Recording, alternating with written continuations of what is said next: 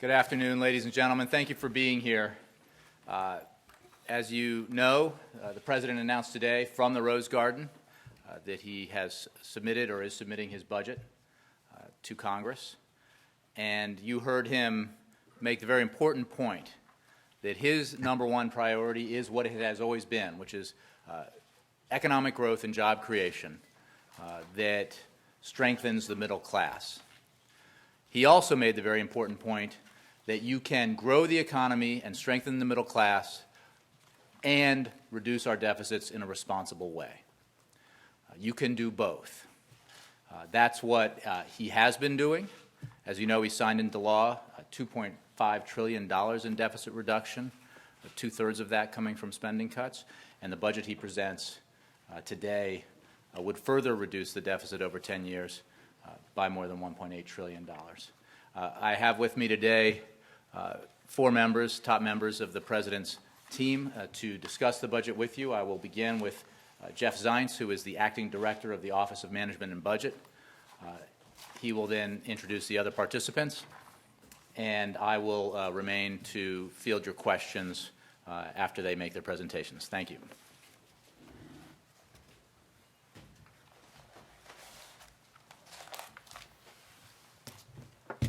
Thanks, Jay, and good afternoon, everybody. I'm going to do a quick overview of the major components of deficit reduction in the budget, and then I'm going to turn to Alan to review the economic assumptions, and Jean and Cecilia to walk us through some of the investments and other policy highlights.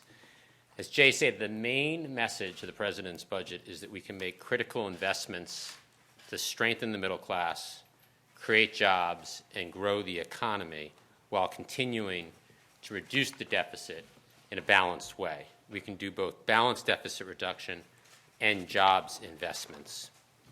On the left-hand side, in terms of balanced deficit reduction, the budget builds off the deficit reduction achieved to date, and it includes the President's fiscal cliff compromise offer to Speaker Boehner from last December. Importantly, the budget replaces the indiscriminate cuts of the sequester with balanced deficit reduction, so it turns the sequester off. At the same time, the President's budget proposes important job investments to enhance economic growth through skills and competitiveness and investments in education and R&D. All of these investments are fully paid for, so the investments do not add a dime to the deficit. On deficit reduction, over the past couple of years, where Democrats and Republicans have worked together to cut the deficit by more than $2.5 trillion. Here's the breakdown of deficit reduction achieved to date. The Budget Control Act capped discretionary spending, saving over $1 trillion. Another $370 billion in savings through 2011 appropriations. The end of last year's fiscal cliff agreement reduced the deficit by more than $600 billion. Together, this deficit reduction lowered interest payments, saving an additional $480 billion. In total, more than $2.5 trillion in deficit reduction has been achieved. The President is committed to achieving a total of $4 trillion in deficit reduction. $4 trillion is the amount, or the benchmark, if you will, that Bowles Simpson and other independent economists call for in order to put us on a sustainable fiscal path. The good news is that we are more than halfway to this $4 trillion target. The President's budget finishes the job with an additional $1.8 trillion in deficit reduction. This $1.8 trillion is from the compromise offer the President made to Speaker Boehner during the fiscal cliff negotiations in December. By including this offer in the budget, the President is showing his willingness to compromise and make tough choices and his commitment to putting the country on a sustainable fiscal path. Here are the components of the deficit reduction that take us from the $2.5 trillion achieved to date to over the $4 trillion target. On the left side, starting with the 2.5 we've already achieved. The first bar, $400 billion in health savings that strengthen Medicare by squeezing out waste and incentivizing delivery of high quality and efficient health care. Next, $200 billion in savings from other mandatory programs, including reductions to farm subsidies, reforms to federal retirement contributions, and selling of unneeded federal real estate. Next, $230 billion in savings by indexing annual inflation adjustments to the chain CPI. This is directly responsive to Speaker Boehner and Leader McConnell's request. Another $200 billion in discretionary savings beyond the BCA caps. Next, $580 billion in revenues from tax reform by closing loopholes and reducing tax benefits for families with more than $250,000 in income. As a result of these savings, $190 billion from reduced interest payments on the debt. At the same time, we invest $50 billion in infrastructure to repair our roads, bridges, and create jobs. So an immediate $50 billion investment in infrastructure. In total, this achieves $1.8 trillion in additional deficit reduction over the next 10 years, bringing total deficit reduction to $4.3 trillion, with more than $2 in spending cuts for every dollar in revenue. To be very clear, this offer includes difficult cuts the President would not propose on their own, including CPI, which the President is only willing to do with protections for the vulnerable and as part of this balanced plan. However, by including this compromise offer in the budget, the President is showing his willingness to make tough choices and his commitment to reducing the deficit and putting the country on a sustainable fiscal path. Here are the annual deficits from 2012 through 2023 as a result of this deficit reduction. As you can see, in 2012, the deficit was 7% as a percent of the economy. The budget phases in deficit reduction to support the ongoing recovery, and by 2016, the deficit is below 3%. By 2023, it's below 2% at 1.7%. So 2023, deficit 1.7%. As a result of this deficit reduction, debt as a percent of our economy is also on a declining path. So with declining deficits and declining debt, the President's budget achieves an important milestone of fiscal responsibility and sustainability. The budget reaches this important fiscal milestone while investing in the drivers of economic growth. In doing so, it demonstrates that we do not have to choose between deficit reduction and economic growth.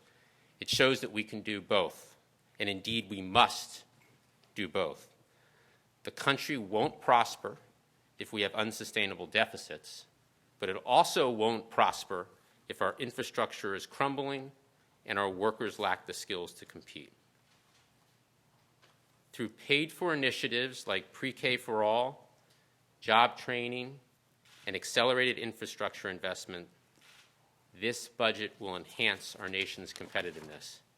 And through balanced deficit reduction, this budget will enhance confidence and lay the foundation for more durable economic growth. It's the right strategy for our economy, for creating jobs, and for building prosperity. With that, let me hand it off to Alan.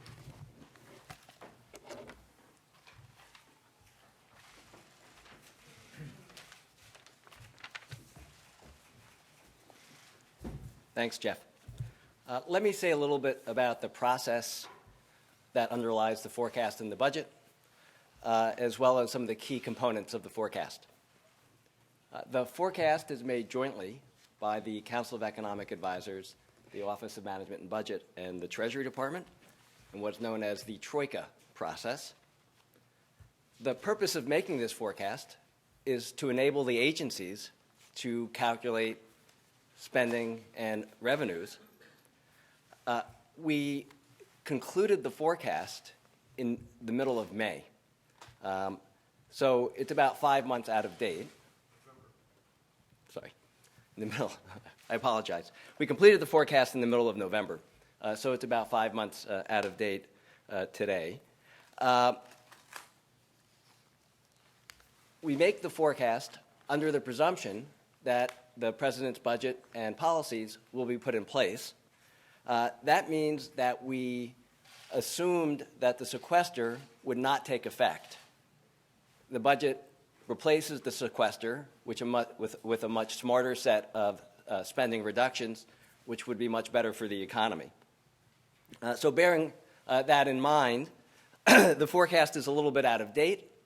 On the other hand, I think if you compare our forecast to private sector forecasters or the Congressional Budget Office, their more current forecasts, we are still in the ballpark.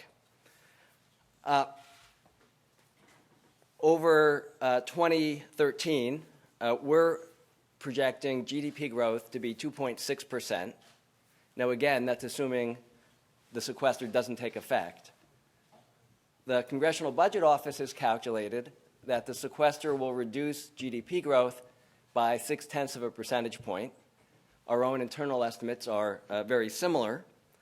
So that suggests that GDP growth will be around 2% this year if the harmful sequester remains in place.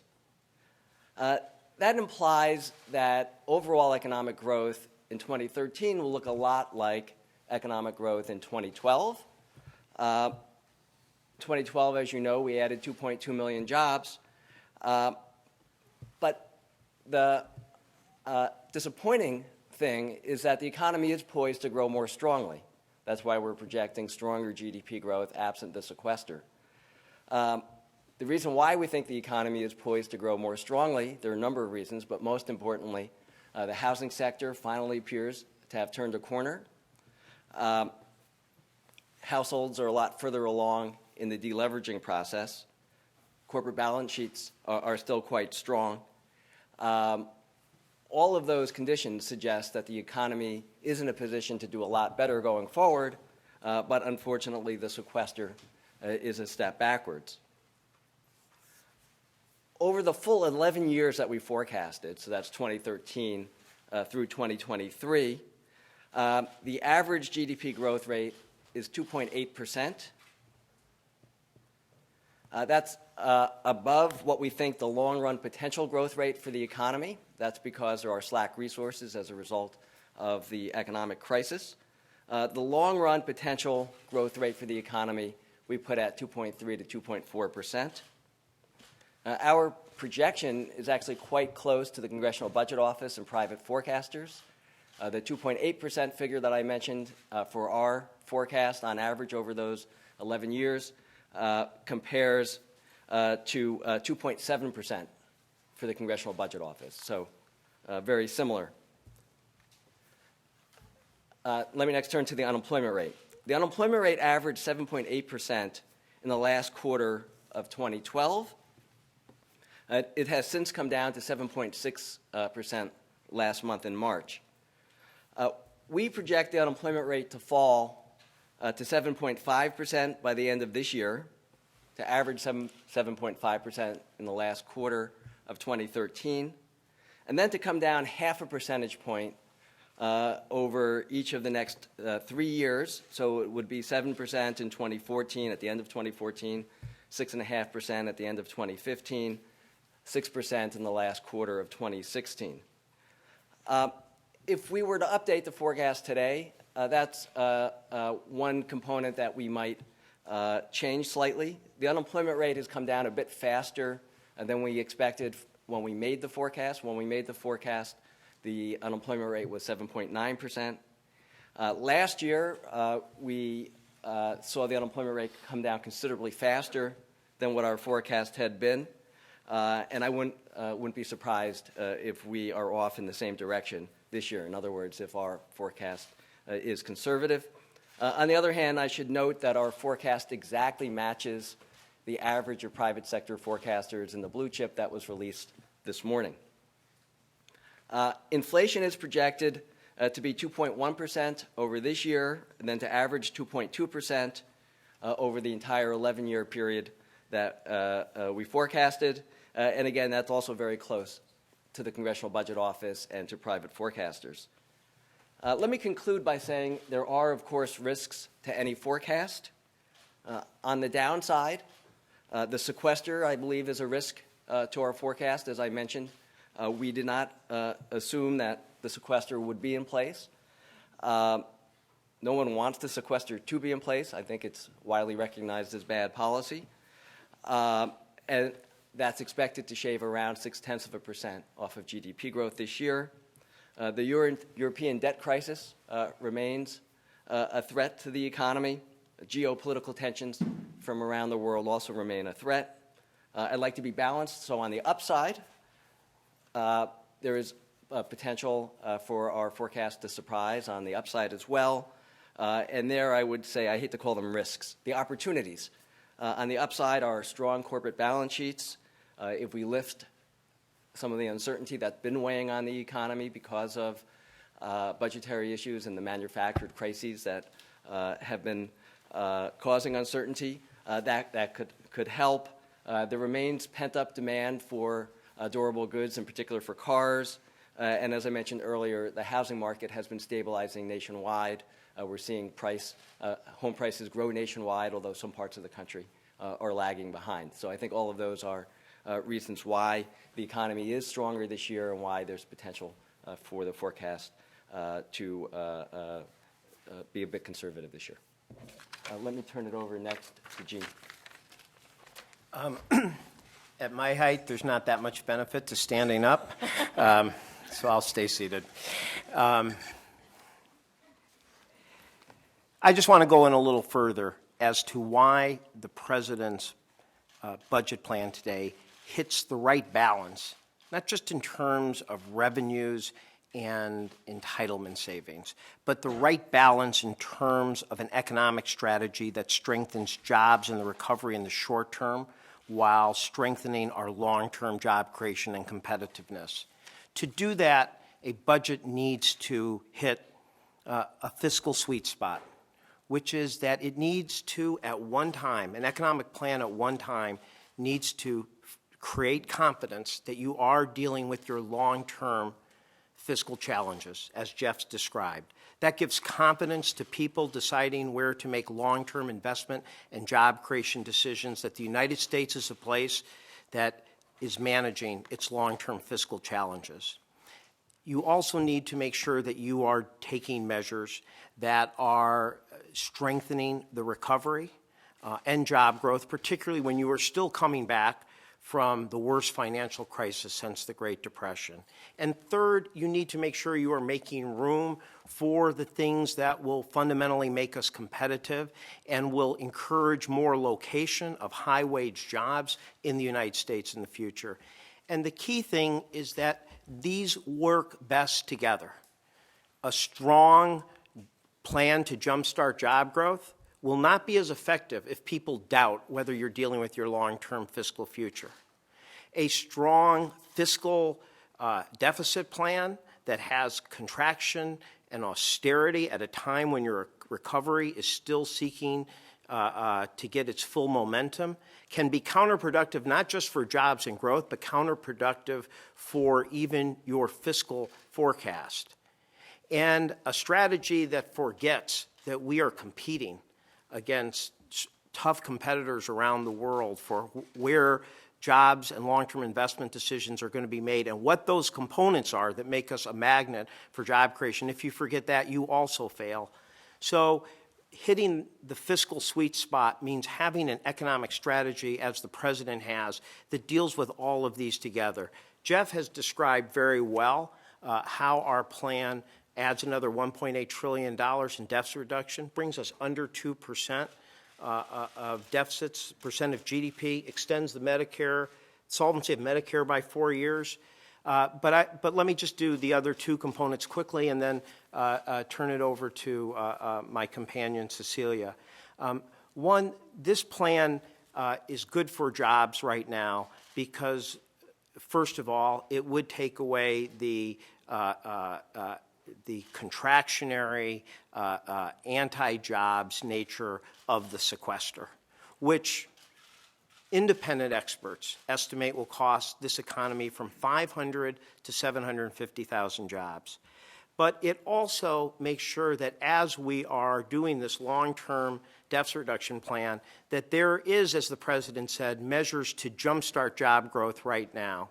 And so this budget does include key aspects from the American Jobs Act that do not have any long-term impacts on our deficit, but can make sure as part of this comprehensive plan that we're giving momentum to the recovery now. So in addition to taking away the contraction and the job the job costing nature of the sequester, this still has, and I'll just put in three buckets, a strong infrastructure component that is accelerated.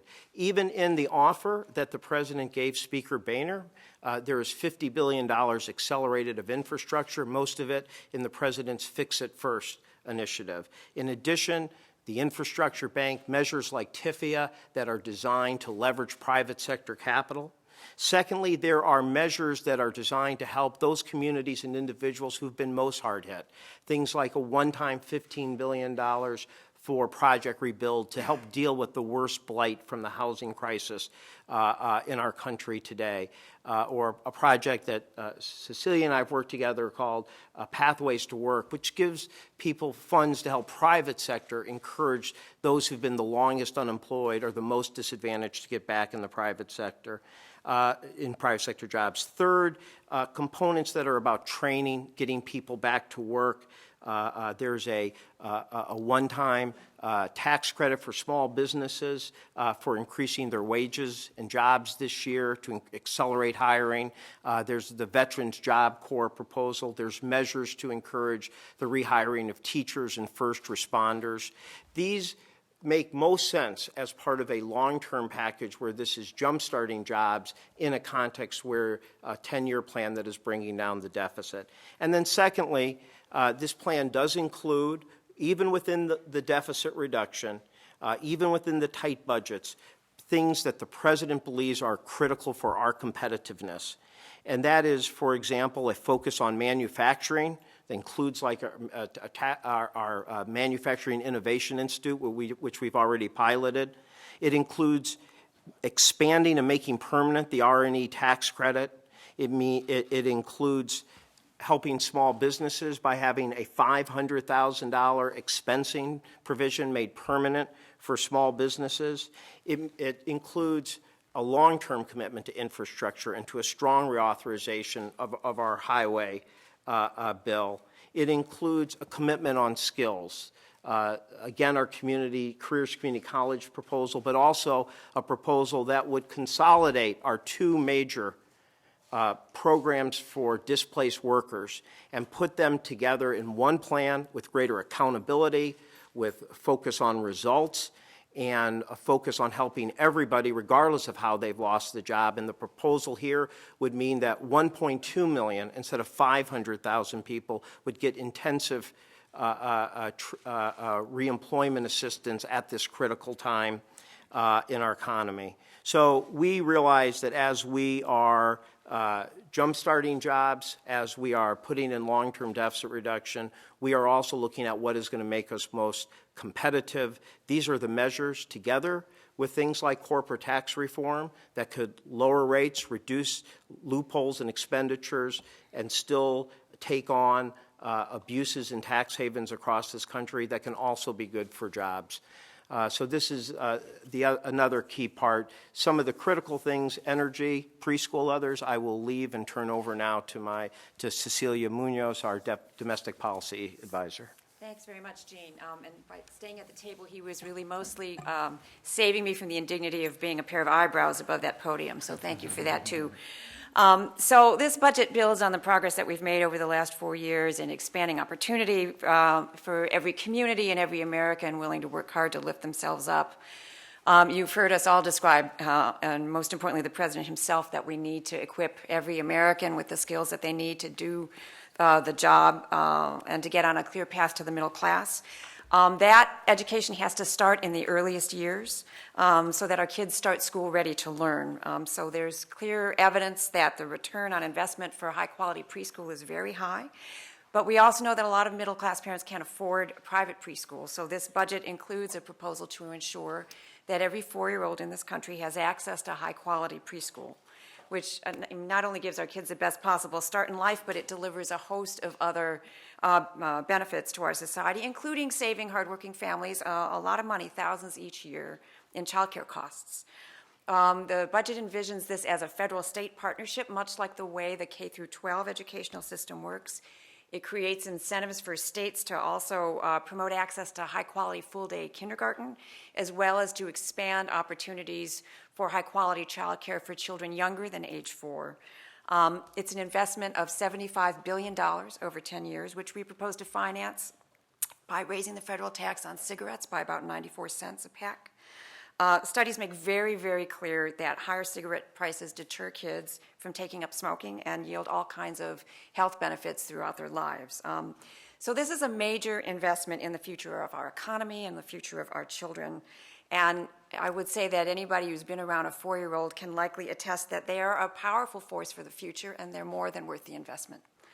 The pre-K proposal is part of a suite of early childhood proposals in this budget.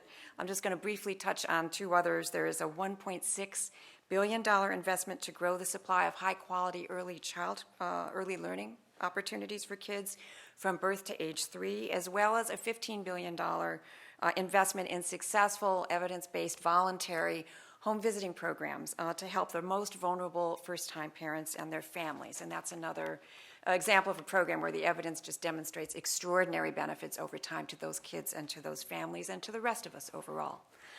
I want to touch also on the Promise Zones proposal. This is consistent with the President's vision of making sure that we are protecting and growing the middle class and also providing, as he calls them, ladders of opportunity for people who are still struggling to reach the middle class. So the budget provides details on the President's Promise Zones proposal, which is an investment in 20 of the hardest hit communities across the country with the highest poverty. And it does this by expanding tax credits, but also by making additional investments in existing administration programs. We think of these as sort of signature programs that have demonstrated real value and real impact that are expanding in this budget.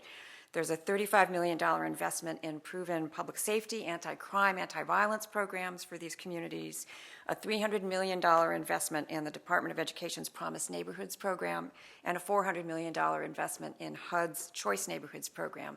And the idea is for the agencies to be coordinating in making investments in these hard-hit communities to make sure that we're helping local leadership get communities on the other side of a tipping point to create opportunity, create jobs, make sure that folks are ready for those jobs and that we're making opportunity available in these parts of the country again. Part of the Ladders of Opportunity initiative also includes the President's proposal to expand the minimum wage, which you've heard about, to $9 an hour. The budget also outlines a variety of proposals to continue investing in building a competitive workforce. One of the principal such proposals is something you heard the President describe in the State of the Union address. It's a high school redesign proposal. It's a competitive $300 million fund to provide challenging and relevant learning experiences to students in high school, linking them to higher education, linking them to employers, improving instruction and preparing students both for higher education as well as for the workforces that they will be entering when they finish school. You heard Jean mention the Community College to Careers program, and there's also in this budget a demonstration of the President's continued commitment to high-quality instruction and expansion of education in STEM fields, science, technology, engineering, and math. In particular, what this budget proposes is a consolidation of a variety of STEM education programs that exist now all across the federal government. There's some 200 such programs now.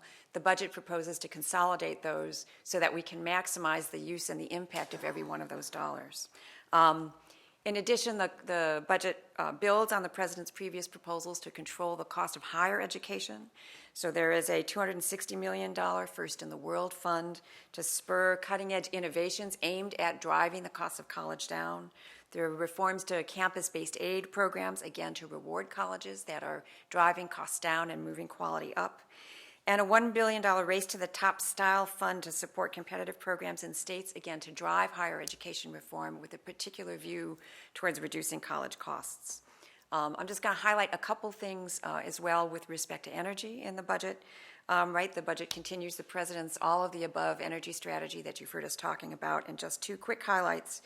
As an energy security trust, a $2 billion investment over 10 years to support research into a range of cost-effective transportation technologies, and a Race to the Top style investment of $200 million to encourage states to cut energy waste and build efficiency and modernize the grid.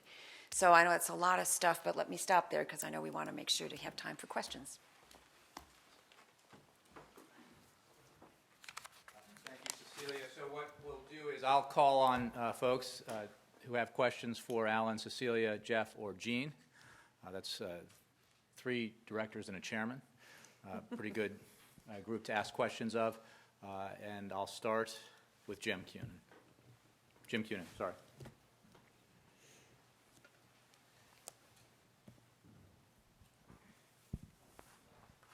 Thank you. I don't know who best answers the question, but I had two questions, one on the corporate tax reform plan and the other one on change CPI. In your corporate tax portion of the budget, you have a number of tax increases, including changes to the international tax system, elimination of oil and gas subsidies, and so forth. And does all that additional revenue get used exclusively for lower corporate tax rates? You've all in the past talked about a lower corporate tax rate of 28% and now 25% tax rate for manufacturing companies. I don't think that's mentioned in the budget. I wondered why that wasn't included, and I can ask the CPI question after that, if you could answer. So there's really, there's nothing new in our corporate tax proposal. What the president and our posture has been on corporate revenue is the following. We think there is a significant number of unjustified tax expenditures and loopholes in our current tax code, and we think some of them do have negative impacts in terms of shifting to tax havens, and we have, the president has put forward detailed proposals. The president believes that those proposals could be used to lower our deficit or to help support more economically justifiable tax incentives. However, what he has said for the last couple of years is that if there was a concerted effort to, which requires the business community working together, bipartisan congressional action, to have historic, comprehensive corporate tax reform that would lower rates, have a minimum tax on foreign earning that would discourage any type of race to the bottom in terms of tax havens. If we were able to do that, he has said that he would accept a revenue neutral corporate tax reform proposal. So again, if that's not going to happen, and we're going to stay with the status quo, the president believes that these measures should be eliminated. If we're in a status quo world, then they should help contribute to the deficit. But again, if this is going to be if there's a once in a generation moment to have comprehensive corporate tax reform that reduces expenditures, loopholes, unnecessary incentives, tax haven behavior, and lowers rates to make our corporate tax code more competitive, help encourage more jobs on our shores, then he's willing to do that in a revenue neutral way. That's been our position for the last couple of years. That is still our position right now. Go ahead. And again, this comes under the heading of nothing is new. The $40 billion of annual extenders those either have to be gotten rid of or paid for through revenue-neutral tax reform. And the goal is still 28% for a corporate tax rate? That is what we have put forward, but I think what's important to the president is really that it meets these principles.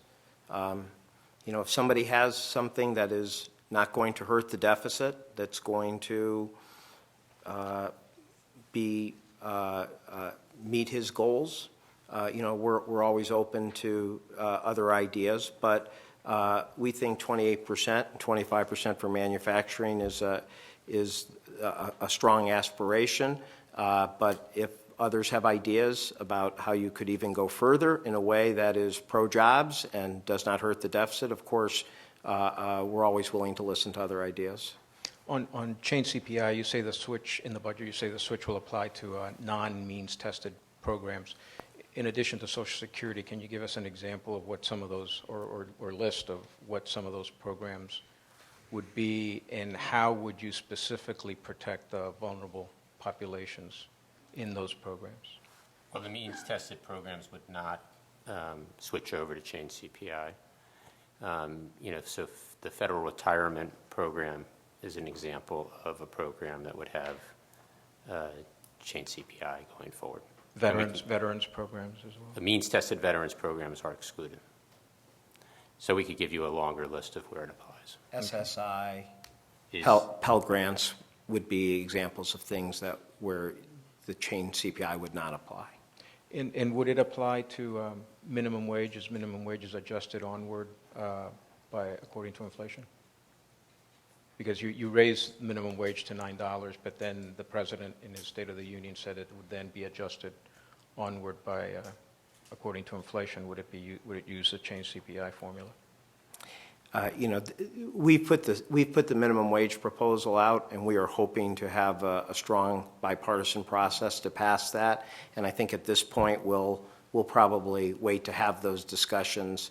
The important thing for the president is to pass a minimum wage. Is his belief that nobody who works full time should be raising their children in poverty, and people have different formulations for that. What we really want is to see that discussion engaged. Mark? Jim, you can. Hi, Bob Wiener, Main Street Radio and National Paper Columns. I said Mark. Oh, sorry. I'm sorry. Mark Felsenthal. Go ahead. Should I go ahead, or? Go ahead with Mark from Reuters, and then we'll get to you. Okay. Thank you. You've said that the total of revenue that you'd increase for deficit reduction is $580 billion. Could you say how much total revenue would be increased to pay for other programs that you're proposing, for example, the early childhood education and so on? How much, excluding the revenue increases from the 28% cap and the Buffett rule and so on, would you apply to investments? So, as Jeff said, the budget keeps on the table the last offer to the Speaker, compromise offer, which had $580 billion of revenue from high-income individuals. We then, as you know, put additional measures in our plan that could be that the Boehner offer are not conditioned on, but what we think would represent the kind of balanced economic strategy that we've discussed. Almost all the times that we have additional revenues beyond that are to actually pay for other tax relief. For example, we even have a reserve. One thing that's in our plan mentioned is we do talk about extending for the additional 5 years the Obama increases in the Earned Income Tax Credit, the Child Tax Credit, and the American Opportunity Tax Credit, the college tax relief. In doing that, we believe that should be part of the baseline. So if people in a negotiation accepted that that was part of the baseline, that would not have to be paid for. But if somebody said they took a different view, we put in $150 billion as a reserve that could help pay for them. So that's, revenue there to just be fiscally conservative, to say that we believe in extending those important tax incentives, and that if people believe they should be paid for, as opposed to being part of the baseline, they are in our baseline. I believe the my McGinnis's group, others keep that in the baseline. But if they didn't, so those are revenues that are really just in reserve if they were needed to pay for that. Other revenues are for other of our tax cuts that we have going forward. The one place where we explicitly raise revenues to do a new investment is what Cecilia talked about. It is the tobacco tax to pay for early childhood. That is a place where we are making a decision that we believe that additional revenue is justified for the positive that it serves in terms of early childhood and the deterrent effect that it has on smoking. If I could just also follow up on the chain CPI. Speaker Boehner has criticized the administration for, in his words, holding that hostage to raising revenues. If going to the chain CPI is a good way to rationalize entitlement programs, and if it, in fact, also would raise revenues, why not handle that separately as an issue on its own? It's not the president's preferred policy. He's willing to do it as part of a comprehensive $1.8 trillion deal that puts us on a sustainable path, gets us out of this pattern of manufactured crisis after manufactured crisis. So the condition for CPI is that it's part of a balanced, comprehensive package. And then again, the second condition is that it has these protections to protect the most vulnerable and older recipients of Social Security. And let me just add, several of us have been part of many bipartisan budget agreements. Obviously, when you're having a bipartisan budget agreement, it requires give and take on both sides. You can't have an agreement where one side says, if you make a compromise, they say, well, we'll just take that. That doesn't work. It can't work. It couldn't work the other way. If they said, well, as part of your agreement, we're willing to support your infrastructure plan, but only if you did all the entitlement savings, we couldn't say, oh, well, thank you, we'll just take that. You'd understand that was put on the table as part of a compromise. Now, December 3rd, Speaker Boehner, Eric Cantor, Henslerling, Ryan wrote this president a letter very explicitly saying that they were willing to do $800 billion in revenues if it followed the offer, the compromise that Erskine Bowles had put out to the super committee, which included CPI in it. The minority leader, Senator McConnell, again said that if you have a deal with revenues, this was as recent as January 6th on Meet the Press, that one of the things that they felt was needed for giving revenues was the CPI. So when they've gone to us and said, this is one of the things you need to do for us to be willing to do a comprehensive package, obviously it doesn't feel right or isn't in the spirit of a bipartisan compromise to then say, if the president's willing to put that on the table, something that's not ideal to him for a compromise, that therefore you can decide that's just an a la carte menu that you can pick off. We've made very clear that not everything in our budget has to be part of an agreement. We've made very clear that the last offer to Speaker Boehner, that everything else is not. That the last offer to Speaker Boehner is not conditioned on the additional investments that we think are best and are in our budget. But the offer that is there for Speaker Boehner is not an a la carte menu, and you can't decide to only pick out the concessions the president has made and not include the concessions that are from the Republican side that need to be part of a bipartisan deal that could pass both houses. John Harwood. If I'm reading this right, you propose $71 billion over 10 from restoring the estate tax to the 2009 parameters. I thought that you guys signed in the fiscal cliff deal a permanent change in the estate tax at different levels than that. So are you proposing to get rid of the deal that was in the fiscal cliff tax bill? It's kicks in 2018, so it's the estate tax reverts back to the 2009 parameters as of 2018. You mean under current legislation it already does that? No, under the president's You're proposing to do that? Yes, we are proposing that. But why so soon after the president signed that bill, which was permanent, would you propose to change it? This impacts very few estates. I think the figure is 3 out of 1,000. There's still a $3.5 million individual exemption, $7 million per couple. It takes the rate to 45% from 40, and we believe that in these fiscal times that it's responsible policy in 2018 for the estate tax to return to the 2009 parameters. Is that the biggest, aside from tobacco and the deficit reduction tax proposals that you have, is that the biggest new revenue provision that you have, even among those that are used to offset other tax cuts for middle class? And I believe so, but I'll check for you to make sure. Dave Shepardson. Two questions. One on the promise zones. Is there a price tag for the whole program, and what's the criteria for communities to take part? So it's essentially the sum of the numbers that I gave, the 35 million, which is essentially Department of Justice, 300 at Ed, 400 at HUD.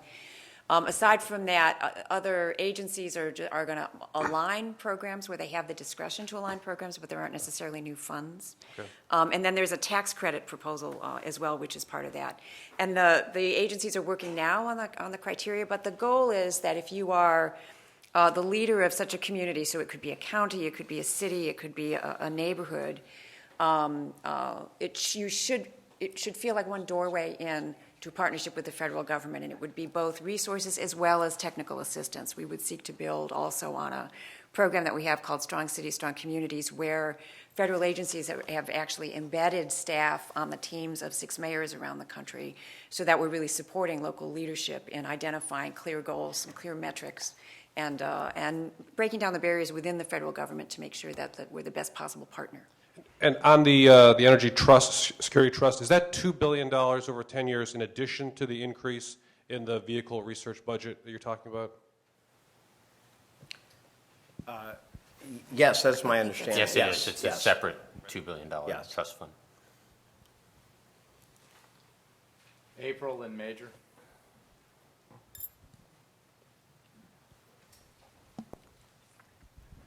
Hello, I want to get in the weeds just a little bit about the kindergarten, full-day kindergarten, and the opportunity ladder issue. Yep. Could you talk to me about how many teachers you're expecting to add to this program, especially as you're trying to make full-day versus half-day kindergarten plans? How much is the cost? And also, I'm trying to marry the issue that this administration is trying to cut the numbers of people smoking with the ads and things of that nature, and then increase the tax on cigarettes at the same time. So what kind of revenue are you expecting from that as you're looking at cutting the numbers of those smoking? So we've done pretty detailed calculations because we know from previous experience that when you raise cigarette taxes by a certain amount, we know a couple of things. One is that we know that it has the biggest impact on youth smoking, that young people are the most sensitive to changes in the price. So we estimate that about 233,000 young people would not choose to smoke as a result of this particular tobacco tax proposal. So we do know a little bit about how it impacts smoking, and that figures into our calculations about the revenue that it would raise. The revenue that it raises is essentially the price tag for the early childhood proposals. With respect to your question about the numbers of teachers, and we don't have that level of granularity, in part because this is not This is a federal-state partnership, the way the K through 12 system is a federal-state partnership. So while the federal government would be providing resources to the states, and the states would have a match, and providing some direction so that we can ensure that what we're providing here is a quality program, it's what we would seek to be providing is sort of a framework that the states would then use, but they would also have some flexibility with respect to how to get there. So because there's a significant state part as well as a federal part, it's really hard to estimate exactly the numbers of teachers that we would be talking about. But I should say that among the federal standards that we would seek to make part of this framework is to make sure that pre-K teachers were paid on the same scale as teachers in the K through 12 system. Do you have a ballpark, though? I don't. So you have the funds, but you don't necessarily know. Right, because each state is going to make its own determinations about how best to achieve the goals of the program. Major Garrett.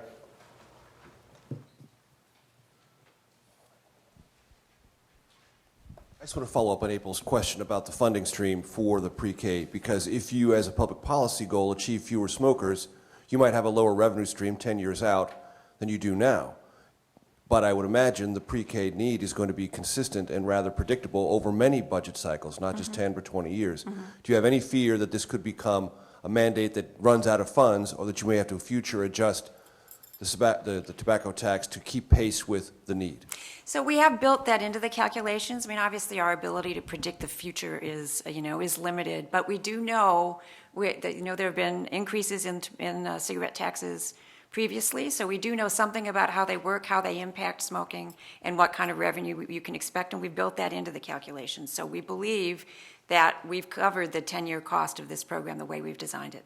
So, Major, when Office of Tax Analysis or Joint Tax Committee do this, I mean, when they do their score, they do project what the impact is on behavior and adjust. So that is adjusted into the score.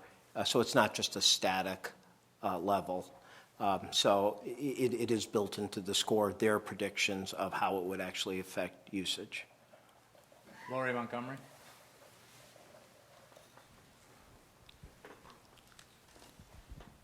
Thanks.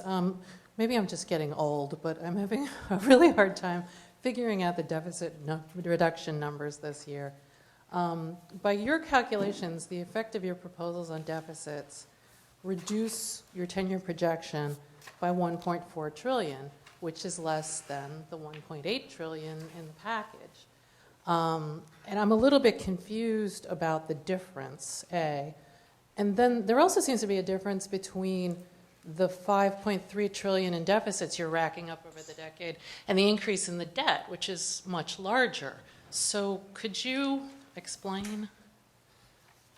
Well, on the first question, in the current law is the sequester, which is 100% across the board indiscriminate spending cuts. We are replacing the sequester, which has always been the president's intent, with balanced deficit reduction. So in current law, you have the across-the-board pure spending cuts, which are hurting the economy, which were never intended to be policy, and they're replaced with balanced deficit reduction. The other thing that's going on, I think, Lori, that's causing some of your confusion, is that we are clear about our willingness to do the $1.8 trillion deficit reduction, as we talked about on that first slide. At the same time, we believe there are important investments to be made. We just talked about a bunch of them, each of which is offset. So I think the place to pivot to is that chart that I showed, which is deficits as a percent of the economy and how we're driving them down year over year. We're below 2% at the end of 2023. We're at 1.7%. And debt is on a declining path. So it can be confusing because we have the $1.8 trillion offer. It replaces the sequester, which was never intended to be policy, with balanced deficit reduction. And we do also have the investment modules. But to be clear, the president is willing to do the compromise offer with Speaker Boehner separate from the investment modules. Sequester and OCO and all the others. So I think the right way to think about the total deficit reduction is the $2.5 trillion that we've achieved to date. No. I I mean, just in this budget. What's the 1.8 is the incremental, which is made up of 400 billion of healthcare, 200 billion of discretionary, 200 billion of other mandatory, the chain CPI that we talked about, $580 billion of revenue, and then the interest savings resulting from the 1.6 trillion. And if you can walk through that on table S3, and we can work with you offline to do that. What's the difference then between the 5.3 in deficits you're predicting over the decade and the 5.7 increase in the debt? Gene, jump in here, but I assume that's the interest that's accumulating on the current debt that we have. I think it's publicly held versus total debt. So that's another distinction, is we always look at publicly held. This is just So you have the interest that's accumulating in the current debt. So I don't know, let's make sure that we walk through any specific numbers with you. It's hard to do real time without seeing the numbers you're looking at. But do focus on where are we driving deficits as a percent of the economy. That's the metric that everybody uses. They're on a declining path. They're below 2% at 1.7% at the end of the window. The other reason I think it's so important to look at that is you're right. We're still in a world where people are often using different baselines, et cetera. But all of that comes out in the wash when you just look at the bottom line. And if you look at the bottom line, whether you count a $50 billion decrease as in something that was supposed to be in the baseline, or whether you count it as a revenue, or whether you count it as a spending, or the categorizations, all those things that you and I and about 18 other people in the world care deeply about, all of them don't actually matter when it comes to what the ultimate impact is. And that is, are you as a country seeing your debt declining as a percentage of your income or increasing? And so, just to reemphasize what Jeff said, the bottom line is the bottom line and what matters. Jessica Yellen? Two questions. One is, would you give a little more information on how you want the $3 million cap on 401ks to work? Do you see a threshold adjusting every year? Do you want money above $3 million being segregated into another account? What happens to that? And then my second question is on the social safety net, the other end of the spectrum. How do you propose to protect the oldest Social Security recipients? Do you want, for example, a one-time payment to people who've been in the program for 20, 25 years? Why don't I do the second question, then Gene do the cap on the IRA. There is a adjustment for older Social Security beneficiaries that kicks in at age 76 and begins to phase in at that point. This is consistent with what Bowles-Simpson also recommended as part of movement to chain CPI. So there is an adjustment that starts at age 76. Isn't it a yearly adjustment? Yes. Okay. It's based off of 5% of average wages. And fully phases in at around 80, goes from 76 to 85 in the adjustment. The IRAs, obviously our entire rationale as a country for giving tax incentives to retirement was to overcome myopia, make sure people invest more so they don't undersave for their future. That's good for them. It also makes sure the rest of us don't have to pay have more government spending that is needed. There isn't a lot of justification, if any, for why you would be giving those tax incentives for somebody who was able to account for over $3 million in an IRA, where most people are putting in a few thousand a year. So what the budget does is it says that, once you have an amount sufficient to finance an annuity of $205,000 a year, that anything above that you should not get the deferral of taxes on. You should not get tax-exempt treatment on. And right now, at 2013, that amount comes to $3 million. So that's a pretty, when you think of things we ought to do at a time when we're asking for some tough choices across the board, this should be in the heavily no-brainer category, that anything above $3 million does not require tax deferral or tax-exempt contribution. Steve, Dennis, and then we have one more. The Republicans have been complaining about using war savings in this budget. You're using it to pay for about 166 billion in new spending on jobs and infrastructure programs, as well as accounts in your deficit figures. What's the rationale for using war savings to pay for new programs and putting it in as deficit savings when we never paid for them in the first place? So this is directly a result of the President's policy to end the war in Iraq and Afghanistan. It's CBO. It's in their baseline. So this is consistent with CBO. And importantly, it closes the door for additional discretionary spending. So it's good budget discipline. We are using it, as you said, to offset jobs investments. In the $4.3 trillion that we've talked about several times, none of the OCO savings is part of that $4.3 trillion of deficit reduction. It's additional deficit reduction beyond that. Right, but the Republicans say that your total deficit reduction, if you back that out, and you back out the sequester, is closer to $100 billion in your budget when you take it as a total. I'd have to walk through their math. What I can tell you is that it's driven by policy. It's consistent with CBO. It closes the back door on discretionary spending. And we're using, as you said, about $160 billion to offset directly investments in infrastructure and jobs. We are not counting any OCO savings in the $4.3 trillion, which is the result of the $2.5 trillion that's already been achieved and the $1.8 trillion that we just went through. So it's not in that 4.3 Yeah, I mean, and it's not, as Jeff said, in the $1.8 trillion offer, compromise offer. So however you want to debate the accounting for that, it affects neither the bottom line on the deficit as percentage of GDP or the debt GDP. It has no difference on that calculation of the ultimate bottom line. It has no effect on the 4.3 trillion, as Jeff said, no effect on the 1.8 trillion. And for the record, the total OCO savings is, I believe, 675 billion. So the amount being used to offset the rebuilding, modernizing infrastructure and the jobs is about perhaps a fourth of the amount of savings. But again, just to repeat what Gene said earlier,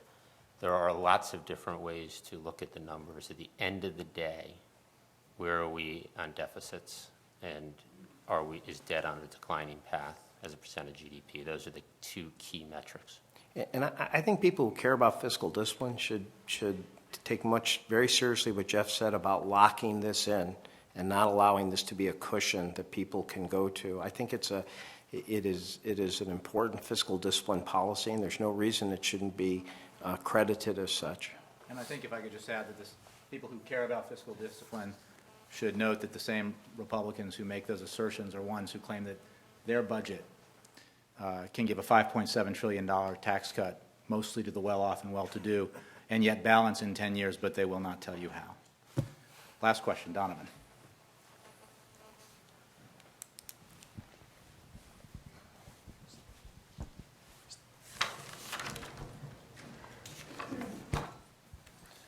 Thanks, Jay. Quick question. There's not a lot of new stuff in here, and as you've said, it relies, Alan, you said it's based on a forecast from November. Could you help explain why this is so late? Why did this take so long to come out? The prime budget season for OMB is November, December, and given what was going on with the fiscal cliff negotiation, we needed to put much of it on hold to understand what was going to happen in the fiscal cliff negotiation.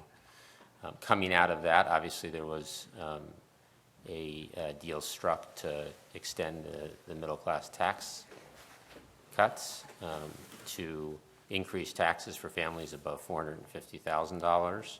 There were changes in the discretionary caps for 2013 and 2014.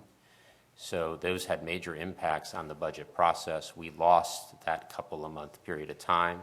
We ramped back up. We had complexity around the sequester and the sequester kicking in, unfortunately, on March 1st. So given those delays, primarily driven by fiscal cliff negotiation, made worse by the sequester, the budget was delayed, and we're happy to be rolling it out today. Yeah, I'll do, Just go ahead, Donna. one very quick follow-up. On the tobacco tax, it tends to disproportionately affect the poor who smoke more. What does the administration say to critics who say that this is a further infringement on the freedom of the American people? They don't want to pay more out of, taxes, whether it's on cigarettes or anything else. Well, it is true that people who don't smoke won't pay this tax, and it is also true that we are doing, as you heard asked earlier, our level best to help folks who are trying to quit smoking, including under the Affordable Care Act, smoking cessation programs are available as a preventive service without copays or coinsurance. So folks will have greater support in being able to stop smoking if that's what they choose to do. And finally, the gentleman from Main Street Radio, not named Mark.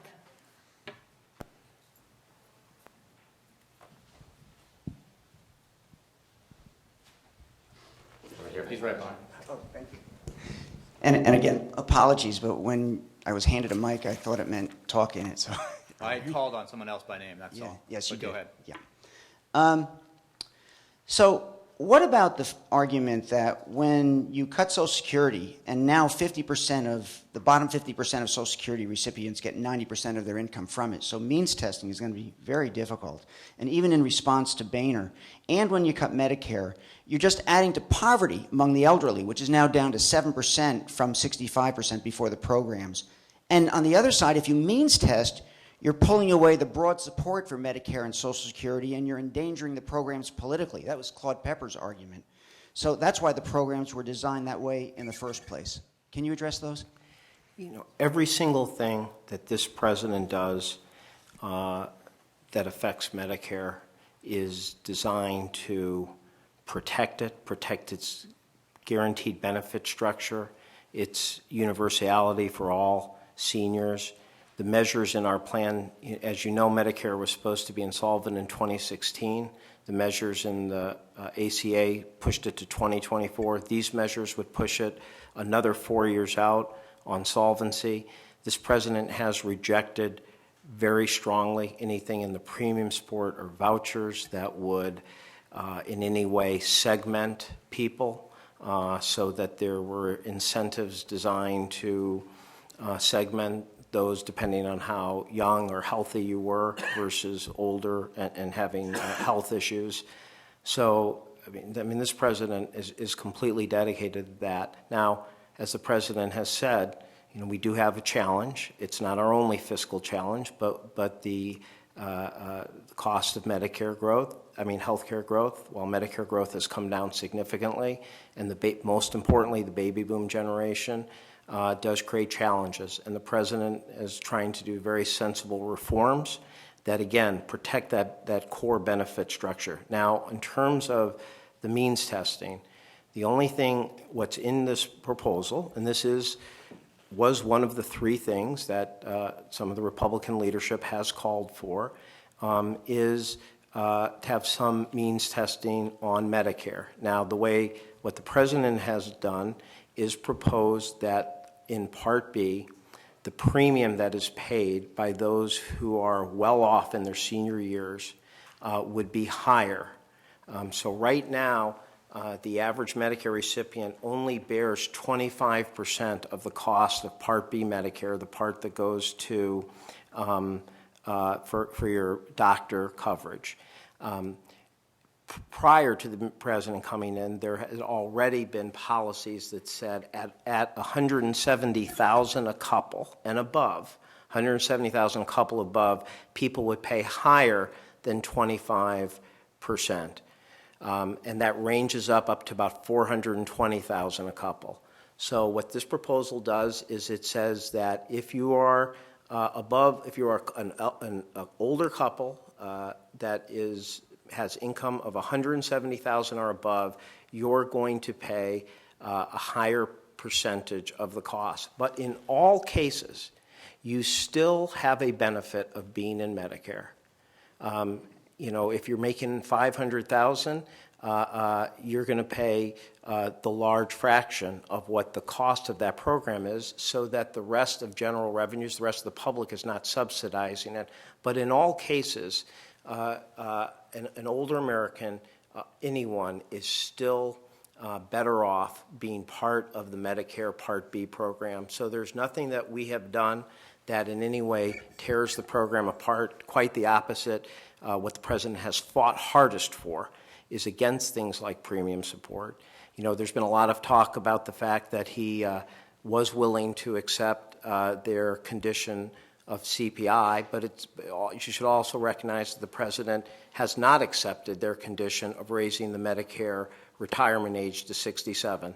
That's something that he has both privately and publicly rejected.